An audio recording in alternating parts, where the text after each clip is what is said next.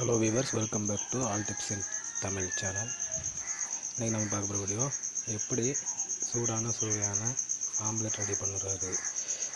Beginners கூட இதை பார்த்து நீங்கள் ரெடி பண்ணிக்கலாம். தேவையான பொருட்கள்: தேங்காய் எண்ணெய், உப்பு, நறுக்கின வெங்காயம், மிளகாய், தேவையான அளவு உப்பு. இதை போட்டு நல்லா கலக்கிக்கோங்க. கலக்கிட்டு இப்போ ஸ்டவ்வை பற்ற வைக்கணும். கலக்கி வச்சுக்கோங்க. ஸ்டவ்வை பற்ற வச்சுக்கோங்க. ஸ்டவ் பற்ற வச்சுட்டு தோசை சட்டி எடுத்து அடுப்பு மேலே வைங்க. தோசை சட்டி கொஞ்சம் சூடானதும் தேவையான அளவு எண்ணெய் ஊற்றுங்க. எண்ணெய் ஊற்றிட்டு இப்போ கலக்கி வச்சுருக்கிற அந்த வெங்காய கலவை வந்து நம்ம ஊற்றி வைக்கணும்.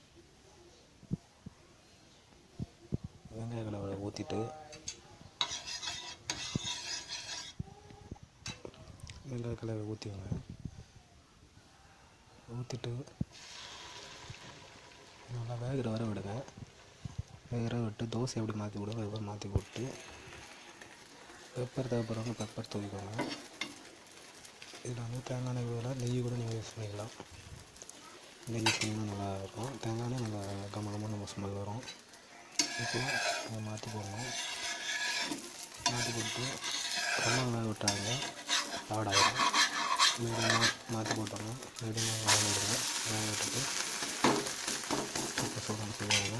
ஆம்லெட் ரெடி ஆகிடுச்சு.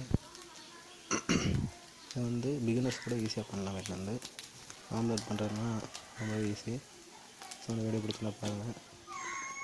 இது வந்து எங்கள் வீட்டு போனேன். ஆம்லெட் வாசம் வந்தாலும் வந்துடுச்சு. இப்போ சூடாக செய்ய இது வந்து உங்கள் ஃப்ரெண்ட்ஸுக்கு ஷேர் பண்ணுங்கள். இந்த சேனலை சப்ஸ்கிரைப் பண்ணிக்கோங்க. பக்கத்தில் இருக்க பெல் ஐக்கானை கிளிக் பண்ணிக்கோங்க. தேங்க்ஸ் ஃபார் வாட்சிங் ஃப்ரெண்ட்ஸ்.